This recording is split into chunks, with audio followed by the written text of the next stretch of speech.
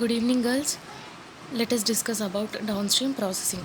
Downstream processing is nothing but how the product is extracted after the fermentation process.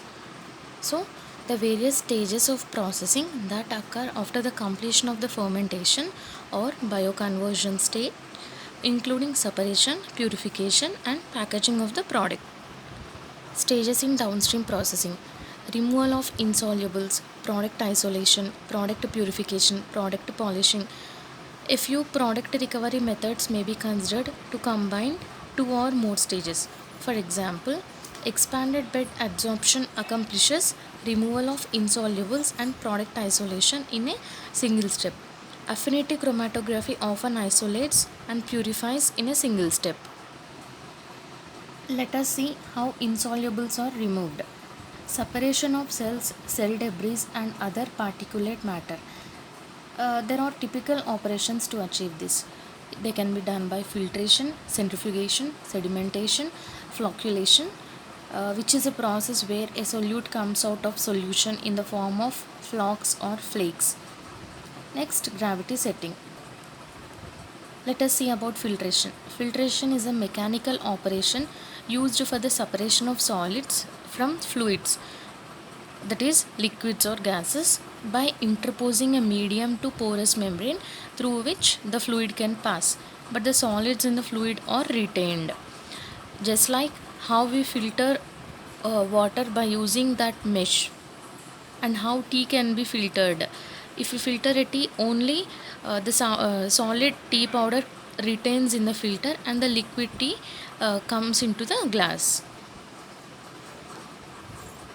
In filtration, the solid particles deposited on the filter form a layer which is known as filter cake. All the solid particles from the feed are stopped by the cake, and the cake grows at the rate at which particles are brought to its surface. All of the fluid goes through the cake and filter medium. See, it is a continuous rotary filter. Let us see how it works. Continuous rotary vacuum filter. It is one of the most commonly used type of filter in fermentation. The drum is pre-coated prior to filtration. See here, the drum is this is a rotating drum. The drum is pre-coated with a certain material, and a small agent of coagulating is added to the broth before it is pumped into the. See, there is a broth in the fermenter. A small amount of coagulate is added to the broth before it gets into the filtrate. The drum rotates under vacuum and a thin layer of cells stick to the drum. See here, that this round drum, it rotates under vacuum, and the cells which are coming from the fermenter, they get attached to the rotating vacuum drum. The thickness of the layer increases in the section designed for forming the cake. This is regarding rotary vacuum filter. Points to be considered while selecting the filter medium: ability to build the solid, minimum resistance to flow the filtrate, resistance to chemical attack, minimum cost, long life. Means it should provide free flow of the filtrate which is coming from the fermenter, and it should not be corrosive, it should be of less cost, and it should be long lived. Next process is a centrifugation. Centrifugation is used to separate particles of 100 to 0.1 micrometer from liquid by gravitational forces. It depends on the particle size, density, difference between the cells, and the broth viscosity. I think you all know regarding centrifugation. Uh, Washing machine in our homes work by the process of this centrifugation only. Use of the centrifugal force for the separation of mixtures. More dense components migrate away from the axis of the centrifuge. Less dense components migrate towards the axis. Types of centrifuges used are tubular bowl centrifuge, multi-chamber centrifuge, disc bowl centrifuge, etc. Means heavy particles are thrown away, smaller or lighter weight particles are concentrated in the center. Sedimentation. It is applicable only for large particles greater than 100 micrometer flocks. It is a slow process and takes nearly 3 hours. It is used in the process like activated sludge effluent treatment. It is a free settling process, depends only on gravity. Particle settling is a high particle density suspension, that is hindered settling. Flocculation. It is a process where a solute comes out of solution in the form of flocks or flakes. Particles finer than 0.1 micrometer in water remain continuously in motion due to electrostatic charge, which causes them to repel each other. Once their electrostatic charge is neutralized with the use of coagulant, the finer particles start to collide and combine together. These larger and heavier particles are called flocks. Coming to the product isolation, removal of those components whose properties vary markedly from that of the desired products. Water is the chief impurity. Isolation steps are designed to remove it, that is dialysis. Reducing the volume, concentrating the product, liquid extraction, adsorption, ultrafiltration, and precipitation are some of the unit operations involved. That is, by using these operations, we are isolating the product. Let us see about liquid extraction. It is a separation process that takes advantage of the relative solubilities of solute in immiscible solvents. Solute is dissolved more readily and becomes more concentrated in the solvent in which it has a higher solubility. A partial separation occurs when a number of solutes have different relative solubilities in the two solvents used. Solvent should be non-toxic, selective, inexpensive and immiscible with broth and should have a high distribution coefficient for the product. That means in liquid extraction, we are taking two immiscible solvents. That means two solvents are not mixed completely.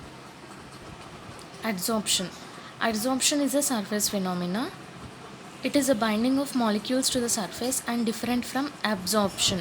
Absorption nothing but penetration, but adsorption is a surface phenomena. The binding to the surface is weak and reversible. Compounds containing chromogenic group are usually strongly adsorbed on activated carbon.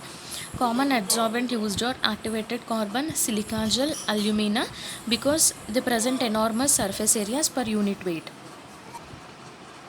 Ultrafiltration. Ultrafiltration is basically a pressure driven separation process. The operating pressure is usually 0.1 and 1 MPa. Ultrafiltration is governed by a screening principle and dependent on particle size. Ultrafiltration membranes have a pore size between 1 nanometer and 100 nanometers, that is 10 and 2000 angstroms. As you all know, 1 nanometer is equals to 10 power minus 8 angstroms, thus allowing retention of compounds with a molecular weight of 300 to 5 lakh daltons. Typically, the process is suitable for retaining biomolecules, bacteria, viruses, polymers, colloidal particles and sugar molecules. This is a picture of ultrafiltration. Precipitation. Precipitation is nothing but formation of a solid in a solution during a chemical reaction. Solid formed is called the precipitate and the liquid remaining above the solid is called the supernatant. As you already have studied in immunology, that what is precipitation? When a soluble antigen interacts with insoluble antibody, a precipitin is formed. Precipitate ring is formed. Salts such as ammonium and sodium sulfate are used for proteins to precipitate. Organic solvents, methanol used to precipitate dextrans. Chilled ethanol and acetone used for protein precipitation. Non-ionic polymers such as polyethylene glycol used in precipitation. Product purification. It is done to separate those contaminants thus resemble the product very closely in physical and chemical properties. It is very expensive to carry out. It requires sensitive and sophisticated equipment. Significant fraction of the entire downstream processing expenditure. Examples of operations include affinity, size exclusion, reversed phase, chromatography, crystallization, and fractional precipitation. Chromatography. Separation of mixtures is called as a chromatography. Passing a mixture dissolved in a mobile phase through a stationary phase, which separates the analyte to be measured from other molecules in the mixture and allows it to be isolated. That means from a mixture of compounds, a single molecule is isolated. Ion exchange chromatography used charged stationary phase to separate charged compounds. Resin that carries charged functional groups which interact with oppositely charged groups of the compound to be retained. FPLC. FPLC is nothing but fast protein liquid chromatography. Proteins are separated by this method. Affinity chromatography. Affinity chromatography separates the protein of interest on the basis of reversible interaction between it and its antibody coupled to a chromatographic bead. Here, the labeled antigen. With high selectivity, high resolution, and high capacity for the protein of interest, purification levels in the order of several thousand-fold are achievable. The protein of interest is collected in a purified concentrated form. Biological interactions between the antigen and the protein of interest can result from electrostatic interactions, van der Waals forces, or hydrogen bonding. To elute the protein of interest from the affinity beads, the interaction can be reversed by changing the pH or ionic strength. The concentrating effect enables large volumes to be processed. The protein of interest can be purified from high levels of contaminating substances. Making antibodies to the protein of interest is expensive, so affinity chromatography is the least economical choice for production chromatography. In this example, a labeled antibody is taken and a respective antigen is getting separated by affinity chromatography. Size exclusion chromatography. It is also called as gel permeation or filtration chromatography. It separates molecules according to their sizes. It has low resolution polishing. According to the structure, according to the size of the molecules, molecules get separated. It is a reverse phase chromatography. Reversed phase chromatography is an elution procedure used in liquid chromatography in which the mobile phase is significantly more polar than the stationary phase. In liquid chromatography, mobile phase is a liquid. It is carried out either in a column or a plane. It is a HPLC, that is high performance liquid chromatography. In this technique, the sample is forced through the column that is packed with irregularly or spherically shaped particles or a porous monolithic layer. Stationary phase by a liquid, that is mobile phase at high pressure. This is a diagram of HPLC configuration. It is also called as high pressure liquid chromatography. Crystallization, process of formation of solid crystals precipitating from a solution, melt or more rarely deposited directly from a gas. Chemical solid liquid separation technique in which mass transfer of a solute from the liquid solution to a pure solid crystalline phase. Solid crystalline phase occurs. Product polishing. This downstream processing end with packaging of the product in a form that is stable, easily transportable and convenient. Crystallization, desiccation, lyophilization, spray dyeing may include sterilization of the product, remove or deactivate trace contaminants which might compromise product safety, viruses or depyrogenation. Lyophilization. You all know what is lyophilization. It is nothing but freezing the material, reducing the surrounding pressure and adding enough heat to allow the frozen water in the material to sublime directly from the solid phase to gas. When the products are intracellular, that is when the organism produces the products intracellularly, the cells must be disrupted in order to obtain the product. So there are several methods of microbial cell disruption. They can be categorized as mechanical methods and non-mechanical methods. different cells have different structures, hence they require different methods for disruption. Let us have a brief look on it. These are cell lysis methods. Under mechanical methods, you will have high pressure homogenizer and bead mill. By applying high pressure, cells are broken so that the internal products can be released into the medium, then that is taken and processed further to get the purified product. And non-mechanical process include physical, chemical and biological. Physical methods having heating. By heating the cells to high temperature, cells break and the internal product is released into the medium by osmotic shock.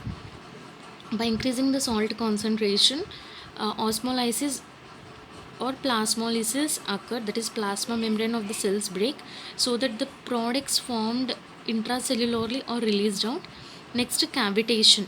By applying high waves, high pressure, cells are broken. Next, coming to the chemical methods, treating the cells with alkali and detergents. By treating the cells with alkali and detergents, cell wall get ruptured so that the internal products get released into the medium. Those are further processed to get the purified product. Coming to the biological or enzymatic method, cells are treated with cellulytic enzymes like lysozyme, which act on the cell wall. It breaks the cell wall so that the intracellular contents are leaked out. They are further processed in order to get the purified product. So this is a brief discussion about the downstream processing. If you have any doubts, you can call and ask me. Thank you.